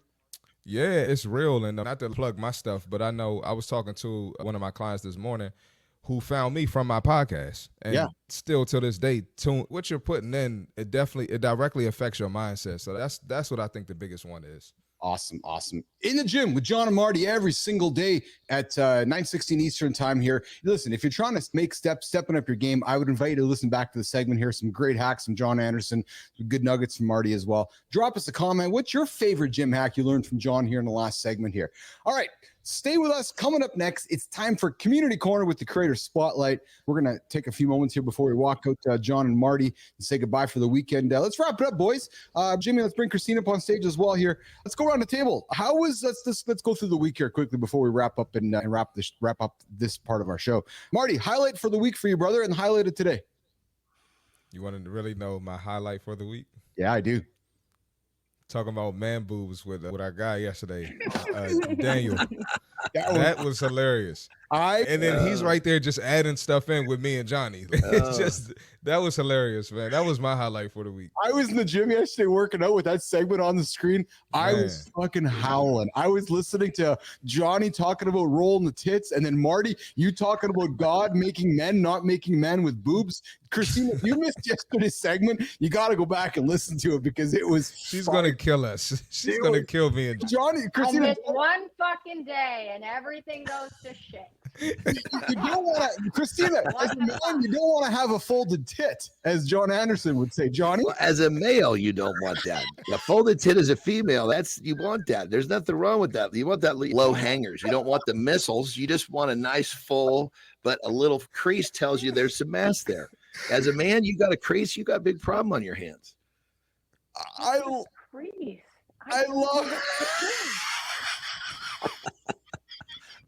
What is happening?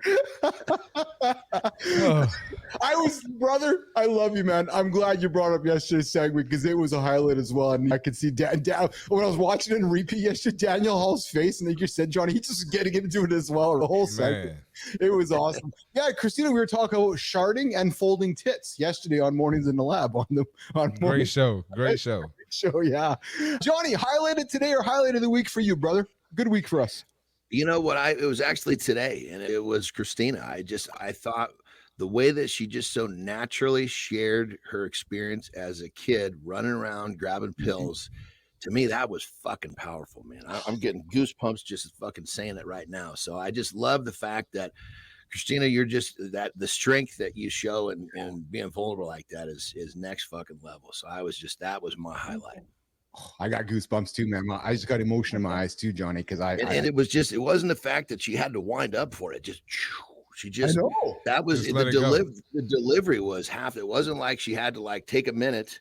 Yep. She just, that's the fucking strength. That's power right there, man. You know what that is, Johnny, too, and Marty? That's just like Ty Hogan a couple of days ago. Like the way that Christina delivered that was just normal. It wasn't a performance. It's just it's her story. So that's authenticity right there in front of you guys. Absolutely. And that's what she's teaching. And that's if you can't do it yourself, you can't teach it. And clearly she's got that. She's got that one by the short and curlies. What? Speaking of, Christina, what was your highlight of the week? Yeah, first, thank you for saying that. I will say that it's taken me a long time to get there, and I'm the first one to say that doesn't happen overnight, and by no means do I ever say to my clients that's where you start. You start by sharing little teeny bits of your life that show your humanity, and if you want to get there one day, great. And if you don't want to talk about that shit either because it's really hard to do, then don't. You still have a story worth telling. My highlight of the week, based on what we're talking about here, was missing yesterday's conversation because I'm glad I wasn't there for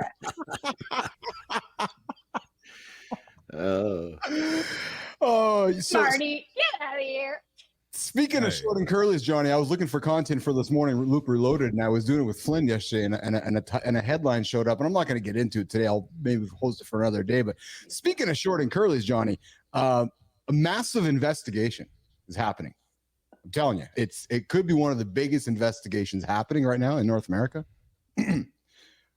Are women with full bushes more trustworthy? An investigation. I'm telling you, it's here. Investigation. What do you mean? Who's investigating this? Hustler magazine? I'm just telling you, man. There's a story behind it. I'm gonna read about it, learn about it, and I want to know who's the investor. Is it Hustler magazine? What is it? Who's investigating this? Larry Flint or is it P. Diddy? Yeah. We just might have. No. Oh, No. All right, now it's time for our community corner segment. We are going to take our good friends and we're going to walk. Nope. You're the only one that enjoys it. See, Marty, he's got us by the balls here because we threatened to leave when he plays that, but now we're supposed to leave. So you Now we realize have the to leave. predicament Yeah, that we're in was here. our He's guy, really right? taking advantage. He's got us by the short and curlies right now. So clever, Keith. I love you guys. John, Marty, have an awesome, great show, guys. Have a good one. You guys have a good one. Okay? Yeah. We'll see you guys later. Save me. Save me.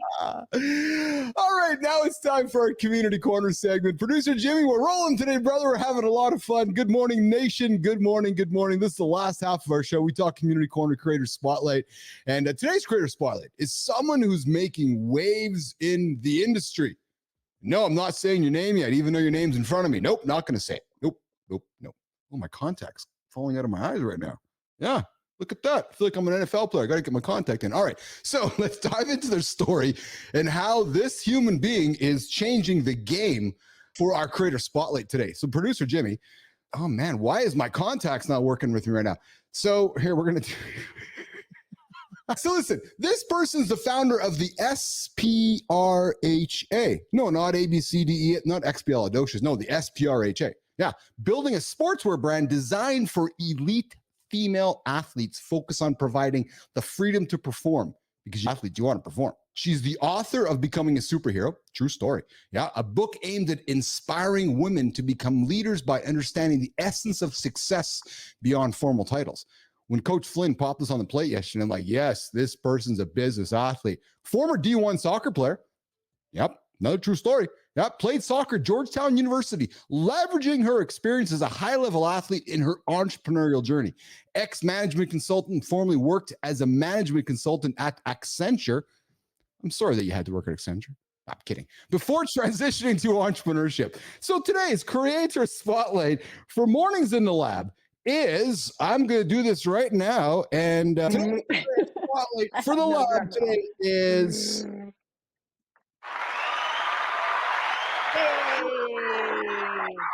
is Marina Paul. Yeah, Marina Paul building SPRHRA, an elite female athlete. Superhero, that's how you say it. Superhero. Yes, that's who she is, Marina Paul. We are celebrating you here today for Creator Spotlight. Christina Flynn, Coach Flynn, why are we celebrating Marina Paul today? So I've had the pleasure of getting to know Marina for a while now and just watching her journey, having both been female athletes in the collegiate system. I just really initially respected what she was doing. Unless you've played women's sports and you have had to deal with the bullshit that is the women's uniform, meaning it's a man's cut just given to a woman in a smaller size, you don't really understand the value of what Marina is doing. She is saying women's bodies are different. The way that we sweat, the way that we move, the way like our shapes, all of it. And so because of that, we deserve a uniform that actually works with us and how we operate. And so she took it upon herself to say, I didn't have this shit when I was at Georgetown, and I have the ability to do it myself. Just what I love about her is that she takes this idea and challenge that she's faced herself and says, I'm going to solve it. She didn't see the mentorship that she wanted or the mentors that she looked up to or reflected the values that she wanted. And so she wrote a book on it, on how to be a mentor, and then decided she was going to be that mentor for so many other women and young athletes. So I love that approach, taking idea or challenge or problem and turning it into action to be able to solve it. To me, that is such a clear indication of who is a true entrepreneur. And I think just the work that she's doing, how she's doing it, she's showing and building in public, something we talk about a lot. She's showing her journey and what are her learnings and doing so. She's just a really big inspiration to me in what she's doing and a lot of women. And I think that she deserves to have the spotlight on her today. Marina Paul, we are celebrating you here on Mornings in the Lab. You can connect with her. You can follow Marina on LinkedIn to learn more about SPRHRA, Superhero, and her journey from athlete to entrepreneur. And that is the kind of people that we are excited to celebrate here on Mornings in the Lab with Keith and friends. Marina, come hang out with us. I bet you have somebody, Marina, in your orbit, Christina, that she probably would love to nominate as a creator spotlight. So Marina, you come hang out with us. You say, hey, I want to go shine a light on this person over there. And we'll do the same thing for them that we just did for you. Okay. So Tina, let's move out of the community corner and let's move into the business and branding segment. I'm excited about this. And actually, you were the inspiration for this in your personal branding bite that you've been doing and getting to know you about personal branding and telling stories. And we had a conversation. I don't know what got me thinking about this, but I said to myself, I've created this manifesto. It's my principles. It's what I stand for. And I've used this manifesto when people are wanting to know me, get to know me, want to know what I stand for, want to know who I am. Like, hey, here's what it is. I thought we could take today and perhaps even some time into next week to go through the manifesto, what it is, but more importantly, Christina, why I created it and why I published it. What do you think about doing that? Sound like a plan? I love it. If you haven't been under a rock, that recently Mr. Beast also has a manifesto of what it takes to work for his company, which was released publicly without his consent. It was intended to be a bit of a malicious act, but it actually turned out to be something that highlighted Jimmy in a very interesting way because it showed people the thoughtfulness and the intent with which he applies to his business. And I think that's exactly the purpose of a manifesto. It's not always to have it publicly shown, although I think there's value in that, but it is more so to say, for you to take a minute and say, what do I care about? What are the things that are important to me and how I run and operate my business? What does my team need to know? And then we actually all have that as a guiding principle to which we're building towards. And I thought this would be effective for you and I in many ways, because we've now been working together for 60, 70 days. And I've published this. This is what I believe in and I stand for. Very long time. Yeah. But as we go through it, I want you to have the courage and say, yeah, Keith is living this way or Keith is not doing this. Because if, as I'm reading this out and you're like, well, fuck, you're saying this, but you're not acting this way, that doesn't add up. So when I look at this, it makes me proud because as a colleague and as a collaborator, I'm pretty confident that as we look through this, you're going to go, yeah. And that makes me feel really good as a leader. And then if not, it gives me some guidance for you to say, no, you're not really acting this way. Oh, right, I can get better at that. But at least I've drawn a line in the sand to say, hey, this is what I stand for. These are my values. And you can hold me accountable to those values. So let's start. Let's begin with number one. And just for Business Athlete Nation to know, Christina, I created this when I was working at ICUC. And I published it in my final years at ICUC. I said to everybody working there, here's who I am. Here's what I stand for. And I've used it to this day when somebody knocks on my door and says, hey, who are you? Or you want to grab a coffee? I'm like, yeah. Do you want to work together? I'm like, yes. And I created a video, Christina's 14-minute video. I said, why don't you watch this? If you can buy into these things that I'm going to share with you, then yeah, we can work together. If you don't, then maybe we'll have some troubles. So let's do it. Number one, number one in the Business Athlete Manifesto, Christina Flynn, put humans and wellness first. Do I live that principle every single day? And as a colleague, do you see that coming from me every single day? Yes, the interesting context to this is when we first started working together, it's easy to say a lot of things, right? And I have worked with people and for their companies where I have heard a lot of shit in the past, where lots of big sales, lots of big promises. And I said to you straight up, this is easy shit to say. I'll be honest. Like, I'm not going to believe any of this from you until I start seeing it. And you know that. And yes. I have been able to see it. There has been proof in terms of humans. Yes, we are people. I don't believe in your work being your family. That's my own opinion around things. I don't believe that this is a family. That needs to be separate for me. My hope is that I would love to create friendships with the people I work with. My hope is that they care about me and they know about me, but I don't need another family. I've got a great family. Thank you very much. So when we think about putting humans first, yes. And that means it's not always just about human, me to you. It's about human, what does my life look like? And what are the realities I'm working with?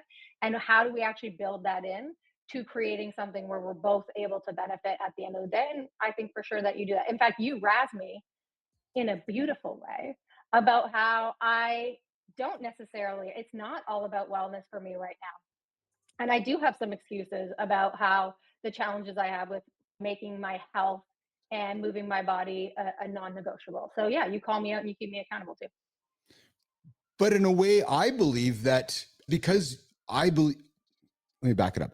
I believe because I believe in these principles and I live them daily, it gives me the ability to have a fun, humorous, jesting conversation with you. I've built trust. There's love behind my words. We're trying. I know that this is not for everybody. And really, it's about, we just want people to see, we want people to see people trying. Right. So for me, with putting humans and wellness first, Christina, it's just, I just think it's really simple. It's so cliche using a page from John Anderson, keeping things simple. But I truly believe that if you as a human being are well and you're taking care of yourself, and I'm working with an adult, somebody who's taken some time to learn and have some emotional intelligence, you're not a child, that you wake up every single day trying to and wanting to be good, not only for yourself, but for everybody around you. So if I can empower that, why wouldn't I? And I think more and more leaders are leaning into this type of philosophy. I don't know if everybody still is, but it's just this unequivocal, unconditional, like, support, right? Like, I don't, like, there's just no question. There's a reality here that we're talking about, right? This is your company. You have not taken any significant money from a VC.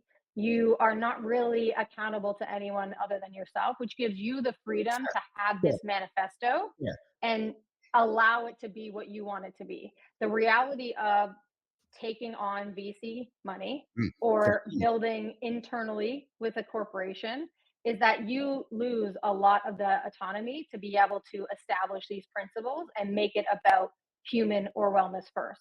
We know that if you're taking on money, your fiduciary responsibility as a board member is to the shareholders and the shareholder price, which means that at the end of the day, everything is going to be stripped away in order to maintain the highest value associated with that, including humanity and wellness. So there is context within which we need to talk about this too, which we don't need to get into today. But there is some freedom in that, which is beautiful. But there's a reality. Humanity and wellness is always going to come at a very different level of the list for a public company or a VC funded company, because that is not their responsibility.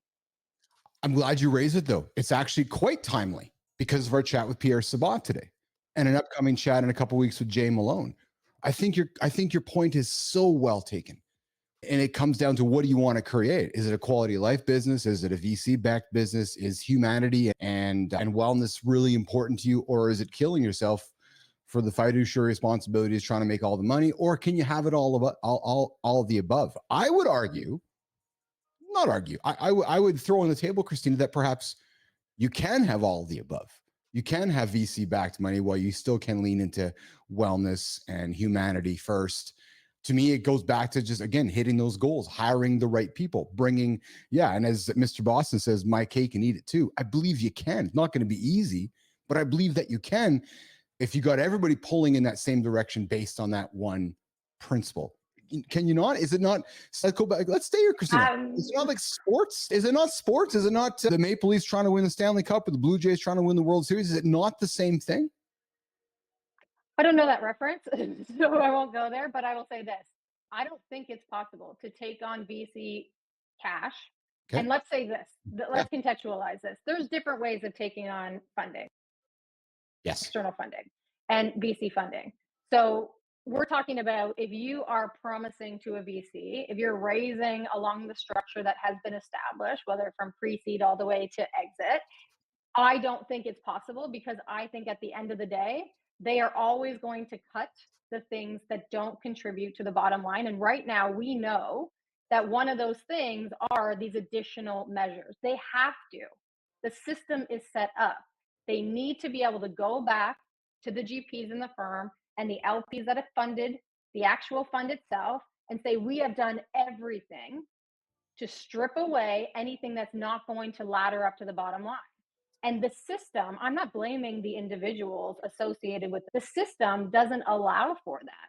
So might there be some mechanisms of humanity and wellness? Yes. Google saying, I have a gym here. Google saying, you can get your laundry done. That's not for the humans. That's so you spend more time at work. That's so you give more of yourself to the organization under the guise of humanity. So there's a lot of ways we could argue that, but I don't think that VC funding and the VC system as it stands right now, taking B Corp out of it, is set up for that kind of humanity or wellness. It's hard to argue with there. Again, as I'm battling with my contact lens here. It's hard to argue with there because, again, what we did not lean into with Pierre, and maybe we want to invite Pierre back into this conversation around entrepreneurship, is that nobody ever talks about mediocrity with VC. You're either hockey Doesn't stick. exist. It doesn't exist. And here's the ugly secret in this world, nation. You're either hockey stick growth or you go into bankruptcy. That's it. Because I want my Whether money. you want to or not, also, right? Exactly. Like you have given up your autonomy to have a say. Because And I want my typically, you're money not out. the primary shareholder. That's right. So I want my money out either through a credit because of bankruptcy, a tax credit, or I want my money out because I've made money on the investment. So if you think, Mr. Entrepreneur, you're going to go through mediocrity and just do your thing for a long time and be happy with that, probably not going to work. So again, you're starting your company, Mr. Business Dude.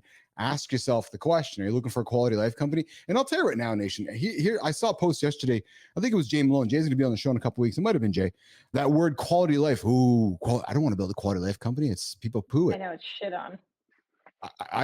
That, pardon my language, that fucking pisses me off. ICUC was a quality life company.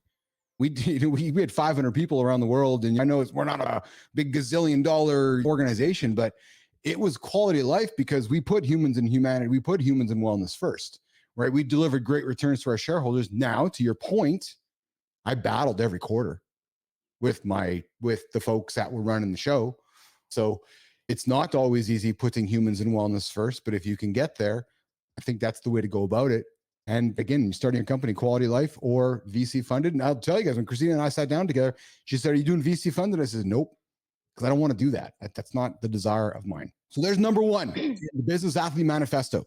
Number two, and this leans to number one, but it's this idea of prioritizing physical, mental, and emotional self-care. So again, I go back to, you need to take care of your human first. So if we are going to work together, and I'm going to speak from my perspective, if we are going to work together, you're going to know that in my day, I have some non-negotiables that are myself. So I treat a meeting with Keith no different than, and I always use the lawyer analogy. Oh, I got a meeting with a lawyer, because we as humans attribute this. Okay, well, it's costing me $1,000 an hour. I got to have all my attention over there. So when I have a meeting with myself, that is as important as a lawyer. It's non-negotiable for me. I know it's not for everyone, but that's what it is for me. Wellness, mental, emotional, and physical is always first in my business with anybody I work for. So again, when you're meeting me for the first time as a human, I'm saying this is really important to me. If it doesn't work for you, that's fine, but that's what's important to me. Christina Flynn. Yeah, for me, it's a matter of, that is like that definition of the whole entrepreneur, the whole person. It's not just the physical, it's the mental, the emotional. There's so much more to it. Yes. The journey that I've been on, even just in the last year, I've had a psychiatrist since I was 12 years old. The journey I've been on in the last year to understand how complex that is, to understand what the brain body connection is, what our nervous system is, what does that look like, how are those things connected? It's an ongoing journey. Yes. And I think for me, it's one thing to say that those are priorities.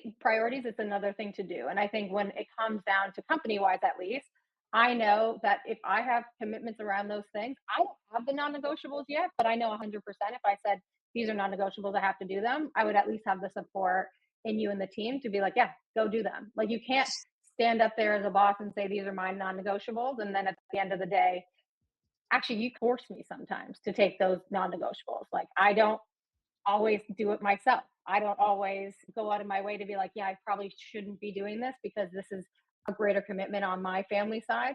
But I think my point is, the importance of this is you have to sit back and you have to say, what are those to me? Mental, Exactly. Yes. physical, emotional. Everyone has an idea. What specifically within that are the priorities? That's where it gets really juicy and really impactful.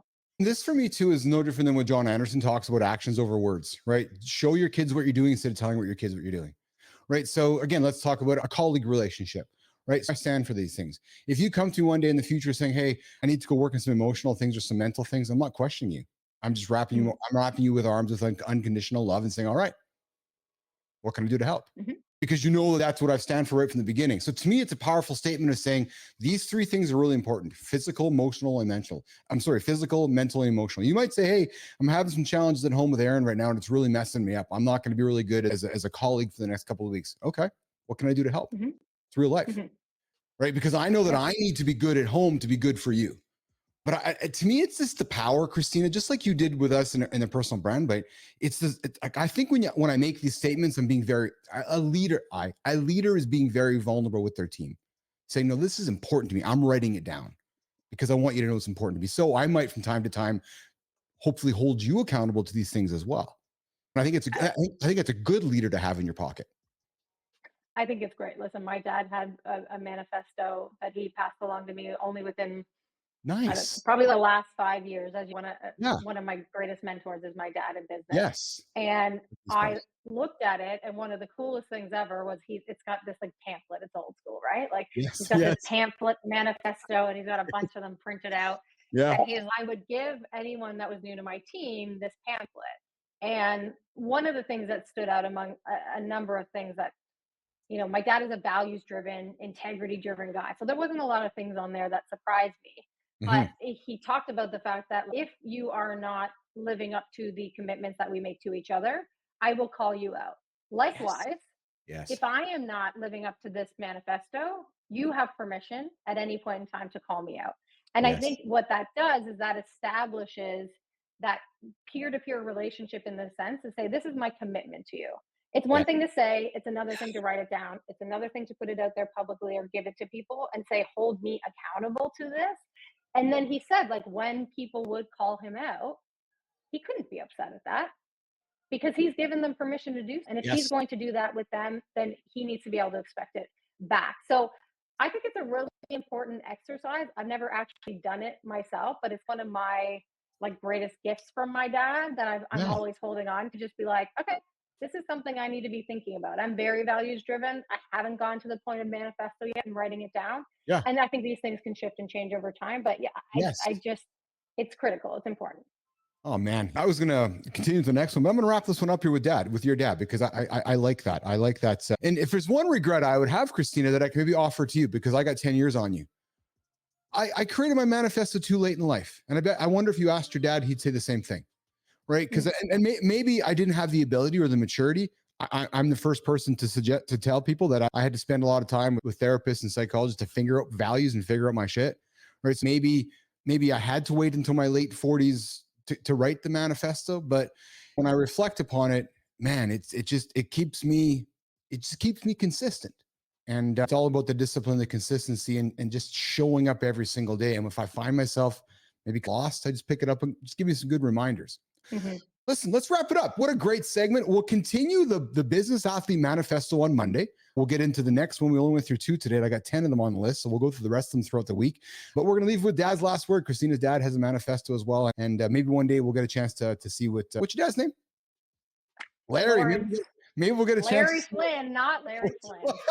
what Larry's manifesto has to say as well. But Nation, I got to tell you guys, I want to thank you all for sticking with us today for our 2-hour show, sticking with us all week.